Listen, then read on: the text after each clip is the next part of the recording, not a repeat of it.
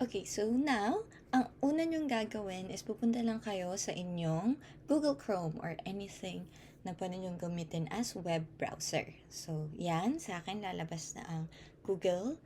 And pipindutin ko lang tong Kahoot here, or you can search kahoot.com. Yan. And then, enter.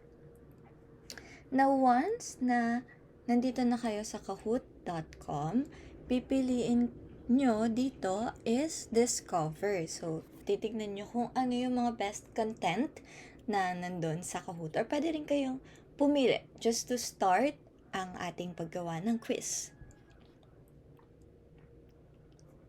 So, yan yung unang lalabas sa inyo. Pag ngayon nyo yan ginawa, unang lalabas sa inyo is tong Cyber Week.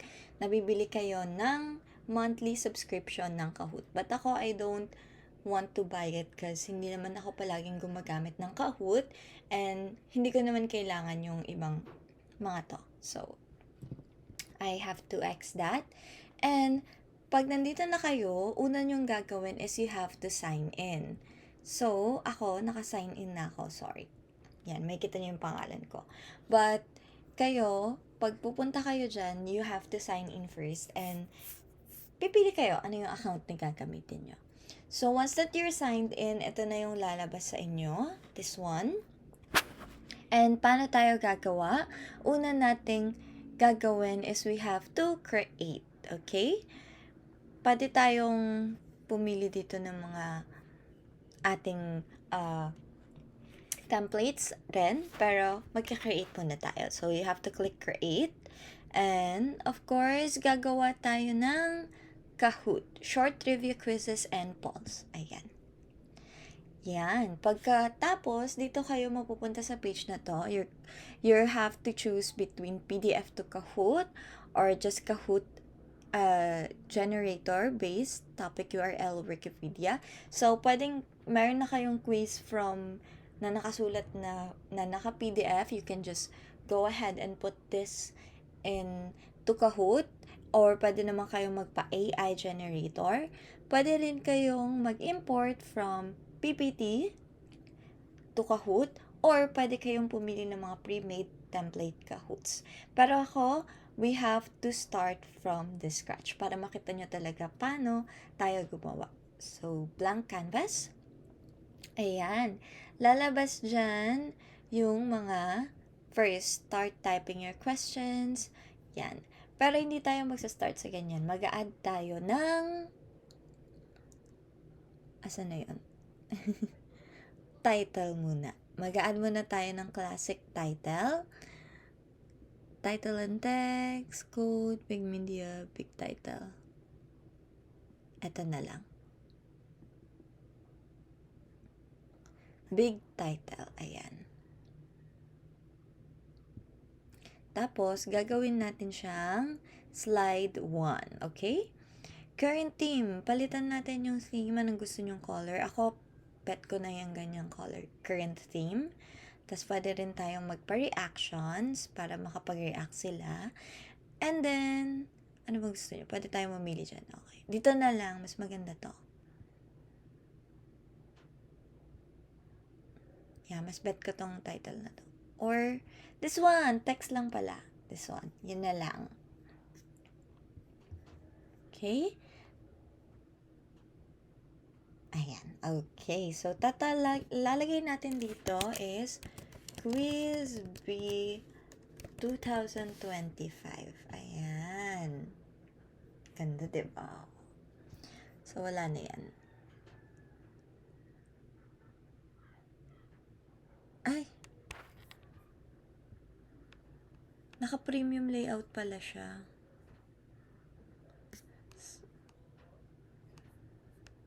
Yan na lang. Kasi, premium na pala yan. Hindi natin afford yan. So, kukuha lang tayo sa Google na cute Frisbee image. Yan. Ayan. Ito. Bet ko to. So, ikakopy ko lang yan. And then, we can post it here. Pwede ba i-post ko na lang? Okay, wag na. Mag-search na lang tayo. Quiz B.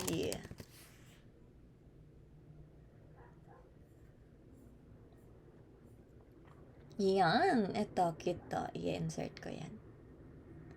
Oh, diba? Ang cute-cute. Okay. So, yan. Meron na tayong quiz B. Shift D or Command D so that, sorry, hindi pala siya pwede. So, iduduplicate natin siya. Pipindutin natin tong maliit na to here so that we can put it as easy round. Ayan. May easy round ka na. You can delete this. And, nandyan na siya. Okay. So, proceed na tayo sa question. Mayroon na akong mga questions na pina-generate from ChatGPT. So, ika-copy-paste na lang natin yan siya. Question. Yan. Nagloloko siya. What is the value of 7 times 8? Answer, 48, 54, 56. 48, 54, 64, 56. Yarn. Tama ba? 54, 56 pala. 56 and 64. Yan. And then, you have to click this bilog na to para merong right answer. Okay. And then, ganun lang. Paulit-ulit. We can generate again a quiz. So, fast forward ko.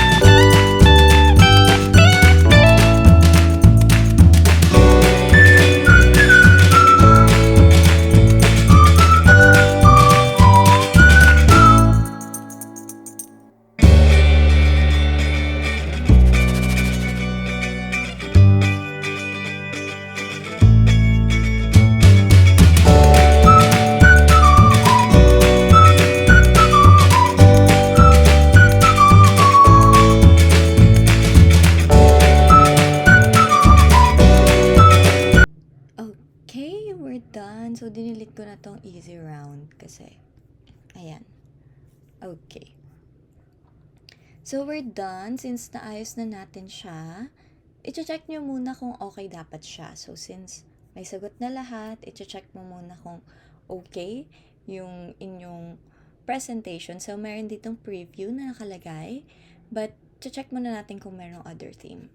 Gusto nyo bang palitan yung theme? Since mag-holiday na ngayon, gawin nating holiday cheer. Oh, diba? Napapaka-cute. Pero premium yan, kaya hindi na tayo magaganyan. Balik na lang natin dun sa standard. Okay. So, since okay na siya, na-insert nyo na lahat, you can go ahead and click preview.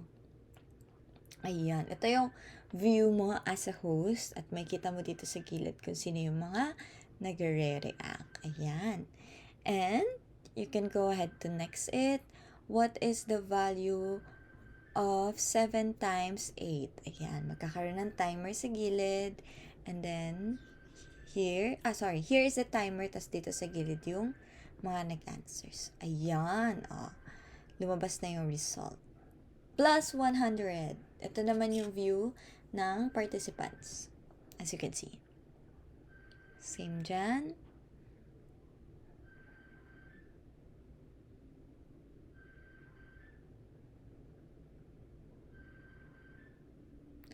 Here naman.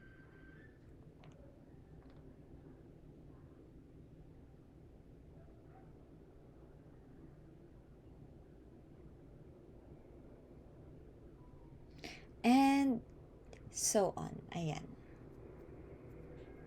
Last page.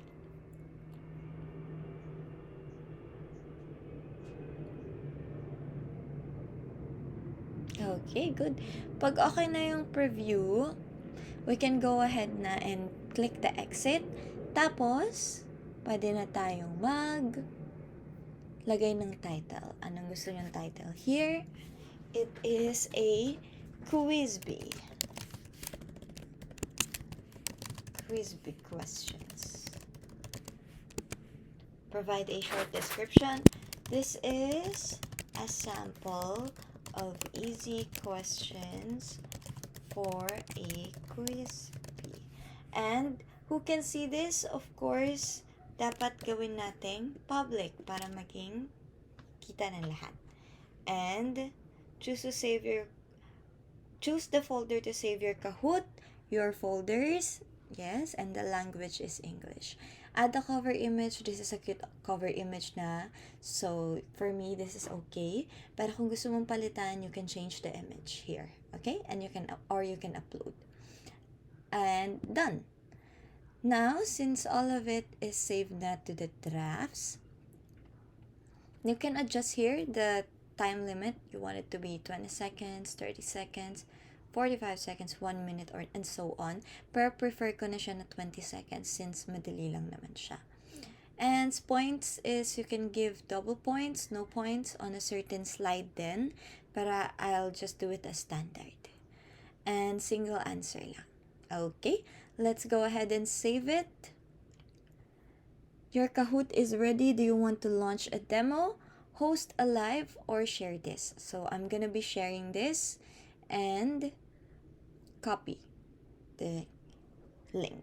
Tapos isa-share ko na lang. But this is already done.